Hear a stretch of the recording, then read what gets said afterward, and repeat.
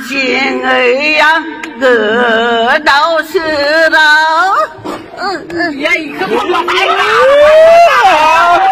मोनसे कम्पिटिटिभ माइन्डसेटखौ नागिरनानै गार्जेना गावबा गाव चइस खालामो आरो बेयाव चइस खालामनायखौ रावखौबो बादा होनो हाया किन्तु जोंनि सरकारि स्कुल भेन्सार स्कुलाबो थांना थानांगोन। नैबे भिडिअखौ जाय बुरै मानसि बैसोआव आबै जानाय सासे बुरैयाहाय जेरैबायदि मेथाइ खननाय बा रोजाबनाय बे भिडिअखौ नोंथांमोननि गेजेराव दसे उनाव होनो थांगासिनो दङ। बिनि सिगां दिपेन बर' आबसुनि आफादगिरि बिथां सारनि बाथ्रा बुंनाय बा बर' बिजोंनि फरायसालिया थैलांनो हमनाय बा मानो थैलांखो बेफोरनि सोमोन्दै भिडिअखौ दसे उनाव होनो थांगासिनो दङ। बेजों लोगोसे नोंथांमोनखौ दिनैनि गोदान भिडिअनि गेजेरजों बयखौबो बरायहरो। आसा खालामो भिडिअखौ स्किप खालामाजासे जोबजासे नायलांगोन आरो लोगोसे भिडिअखौ नायनानै नैबेबायदि भिडिअखौ नायनानै नोंथांमोना मोजां मोनदोंब्ला अब्ला सापर्ट खालामनानै होनो हागोन। दा जाय बाथ्राखौ नोंथांमोननि गेजेरावहाय गिबि खौरां सासे बुरै मानसिनि जाय आबै सोमोन्दोआव जानाय ससियेल मिडियायाव गोबाङै गोसारनाय मेथाइ रोजाबनाय बा खननाय बेखौ दसे उनाव होनो थांगासिनो दङ। दा बिनि सिगां आबसुनि आफादगिरि दिपेन बर' बिथां सारनि बर' बिजोंनि फरायसालि थैलांनायनि सोमोन्दै गोबां बाथ्रा बुंदों। दा बेफोरनि सोमोन्दै फोरमायग्रोनोसै। दा बाथ्राया जाहैबाय जोंनि गेजेरावहाय थांनाय समाव गोबांथार जोंनि बर' बिजोंनि फरायसालिफोरा थैलांबाय बा गोबां थैलांनाय थांबाय। दा नैबेबायदि थासारियावहाय जोंनि जायनाखि बर'फोरनि संखिया बा बर'फोरनि पपुलेसनानो गोबां खम जानायखौ जोङो नुनो मोनबाय। गैयाब्लाबो न'खरसेयाव सासे सानै मानसि बा जोनोम जाहोनाय गथ'फोरखौ जोङो नुनो मोननोसै। माखासे रांखान्थियारि आंखालनि थाखाय गंसे गुदि फरायसालियाव जोङो नायनो थाङोब्ला खमावबो 20-30 जन फ्राय बेबायदिल' जोङो नुनो मोननाय जानोसै।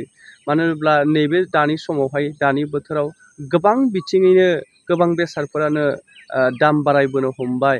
माने जाय न'खरावहाय सानसेनि थाखाय साननैनि थाखायल' माने जानायनि थाखाय बुथुमनो हायो सानसेनिखौ सानसेयाव गाबोननिखौ गाबोन दिनैनिखौ दिनैयावहाय बुथुमनानै जानांगौ जायो। अब्ला बैबायदि न'खरनि थासारियावहाय अबस्थायावहाय अब्ला गोबांथार माने गाव गावनि फिसाफोरखौ खांनानै जाहोनो लोंहोनो गाननो जोमनो होनो हायाब्ला गोबांथार दुखु खस्थ' सैनांनाय बा भुगिनांनाय जायो।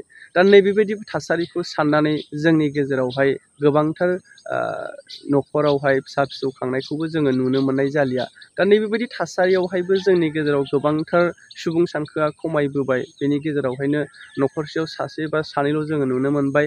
आरो बेबायदि थासारियावहायनो सोरबायाहाय प्राइभेट स्कुलाव फोरोंहरबाय बा सोरबाया बेस्ट कुवालिटि लुबैनानै बेबायदिनो प्राइभेट स्कुलफोराव फोरोंहरनाय।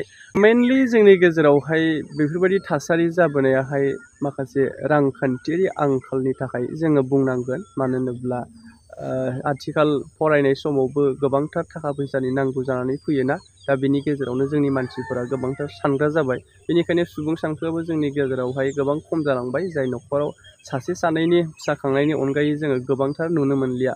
मानो होनोब्ला गोजोन रैखाथिखौ नागिरग्रा जाबाय। गोबांथार जेव जुब फिसा खांलाबायनानै फोरोंनो हायै लोगोसे गोबांथार बिथिङावहायनो थानो जानो गाननो जोमनो बा बेबायदि थासारियाव गोबां अबस्थायाव गाज्रि जालाङो। दा बेफोरनि थाखाय जोङो खम नुनो मोनबाय। बेजों लोगोसे आं बुंखाबाय माने गोबाङानो आथिखालावहाय बेस्ट कुवालिटि गुन गोनांखौ लुबैबाय। बेनिखायनो गाव गावनि फिसाफोरखौ गोग्गो सोलोंथाइ होनो थाखाय माने गावनि नोजोरै गावनि मोन्दांथिजों आथिखालावहाय सरखारि नङै फरायसालिफोरावहाय गोसो होग्रा जाबाय। नैबेबायदि बाथ्रा दा गोलावथार बाथ्रा बुङा मानो होनबा बेफोरनि गेजेरावहाय बाथ्रा बुङोब्ला माने गाव गावनि गोसो। आथिखालावहायथ' सोरखौ बुंनानै मा मोनोना जाय सरकारि फरायसालियाव होनाय बा होयै बे जाहैबाय गावबागाव बेक्तिगत गारजेनफोरनि खोथा। मानो होनबा गाव गावनि फिसाफोरनि फिउचारखौ नायनानैसो ना बेवहाय सोरबाया नोङो मानो सोदों गावनि फिसाखौ बे सरकारि फरायसालियाव जों बेबायदि बुंनो हाया डाइरेक्टलि। मानो होनोब्ला बयबो बेस्ट कुवालिटिखौ लुबैयो।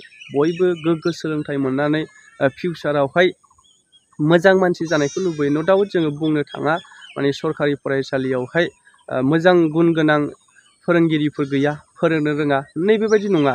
मानो होनोब्ला बिथांमोनानोथ' जिहेथु गुन गोनां फोरोंगिरिफोरखायनो गुन गोनां सोलोंथाइ मोनलांनायखायनोथ' टेट आनजाद होनानै उथ्रिसारनानै सासे फोरोंगिरि साख्रिखौ मोनदों बिथांमोना मानो रोङा जानो रोंगौ निस्सय बिथांमोना रोंगौ नाथाय जोंनि गेजेरावहाय फोथायनाया खम जोंनि गेजेरावहाय माने बेस्ट क्वालिटिखौ नागिरनाया बारा बेफोरनि थाखायनोथ' गोबांथार जोंनि बर' फरायसालिफ्राव मानसिफ्रा खम जालांनो हमबाय दा बेफोरनि गेजेरावहाय आङो गोलावथार बाथ्रा बुंनो थाङा मानो होनोब्ला रावबो रावखौबो सन्देह खालामनानै बाथ्रा बुंनाय नैबे भिडिअनि गेजेरजों बुंनो थाङा एक्सुवेलि दानि थासारिया माबायदि जालांगासिनो दङ बेखौसो नोंथांमोननि गेजेराव फोरमायदों आरो बेजों लोगोसे नैबे भिडिअखौ जाय दिपेन बर' बिथां सारा मा बाथ्रा बुंखो बेखौ फारियै नायलां आरो लोगोसे इन्ट्र' भिडिअ होनाय जाय बुरै बैसोनि आबै मानसियाहाय मेथाइ रोजाबनाय गाबगुलायनानै मेथाइ रोजाबनाय जोबोद मोजां जादों जाय बै समनि माने बुरिफोरनि मेथाइ रोजाबनाय हिसाबै नैबे भिडिअखौ नायलां दायो ससियेल मिडियायाव गोबाङै गोसारनाय बायदियै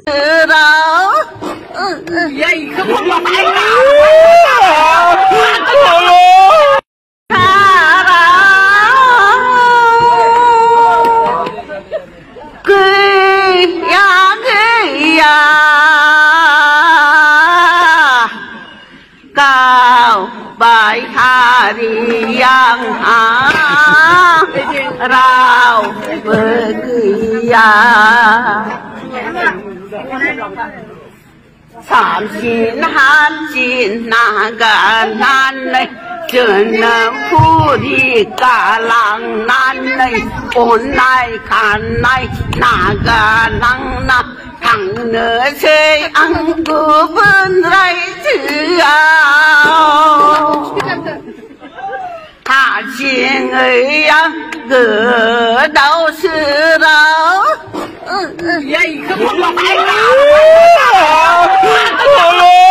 थारैनो बे जोंनि थाखाय साननो गोनां बिथिं आरो बे बिथिङाव जोंनि गारजेन समाजनि सांग्रां सुबुंफोर फोरोंगिरि बिथांमोन बर'नि माहारियारि आफादफोर थुनलाइ आफादानो जा एबसुआनो जा गासै जोङो ज' रायज्लायलायनानै बर' मिडियामनि जि भेन्सार स्कुल बर' मिडियामनि सरकारि स्कुल आरो बर' मिडियामनि प्राइभेट स्कुल गुबै खोथायाथ' जाहैबाय जे बर' हारिनि सुबुं अनजिमाया जोनोमनि संख्याया खमायदों बेखौ लानानै जोंनि स्टुडेन्टनि माने संख्यायाबो गोबां जायगायाव दिनै खम जालांदों आरो जिखिनि जोंहा गथ' गथाय जोनोम जायो बिथांमोना जेब्ला स्कुलाव थांनो सम जायो 3 बोसोरनिफ्राय बा 2.5 बोसोरनिफ्रायनो नार्सारि बा प्रि नार्सारियाव फैयो बेयाव अंगनबादि सेन्टारफ्रा प्रपारलि क्लास जाया आरो क्लास जायैनि थाखाय थोंजोङै प्राइभेट स्कुलाव होयो बे बर' मिडियामनि UN एकाडेमि बाथौ सोलोंसालि बा माने